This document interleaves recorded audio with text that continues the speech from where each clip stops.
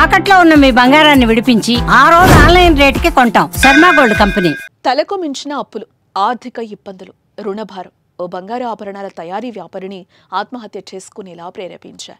తాను సైనైడ్ కలిపిన ice cream తినడం, మిగిలిన ఐస్ క్రీంను అభంశుభం తెలియని 7 ఏళ్ల కుమారుడు కూడా తినడంతో ఇద్దరు ప్రాణాలు కోల్పోయిన విషాద ఘటన చోటు చేసుకుంది.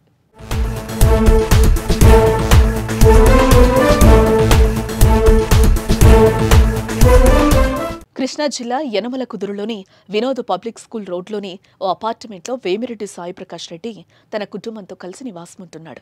ఇతనికి భార్య లక్ష్మీ భవాని, కుమార్తె తక్షిత, కుమారుడు తక్షితులున్నారు. ఇతను విజయవాడ పాత బస్తీలో బంగారు ఆభరణాల తయారీ వ్యాపారం చేస్తుండగా భార్య మందుల దుకాణంలో పనిచేస్తూ ఉంటుంది. ఇకపోతే వీరి వ్యాపారం బాగానే సాగింది. కానీ కరోనా మహమ్మారి వీరి జీవితంపై కాటేసింది. దీంతో వీరి కుటుంబం ఆర్థికంగా చితికిపోయింది.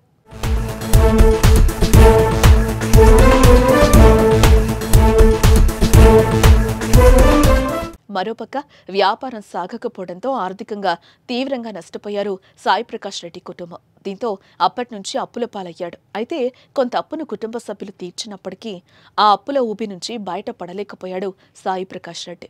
ఓ పక్క తలకు మించిన అప్పుల భారం, ఫ్యామిలీ ప్రాబ్లమ్స్తో తీవ్ర మానసిక క్షోభకు గురయ్యాడు.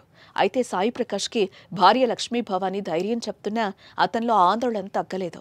ఈ నేపథ్యంలోనే ఈ నెల 9వ తేదీన సాయంత్రం భార్య లక్ష్మీ భవాని మందుల దుకాణానికి వెళ్ళింది.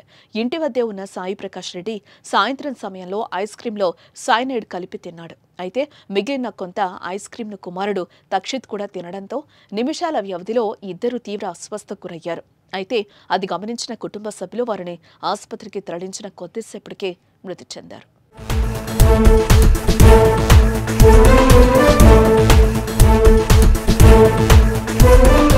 మరోపక్క సాయి ప్రకాష్ రెడ్డి ఆత్మహత్య చేసుకునే ముందు సన్నిహితుడైన విజయ్కు ఓ మెసేజ్ చేసినట్లుగా తెలుస్తోంది.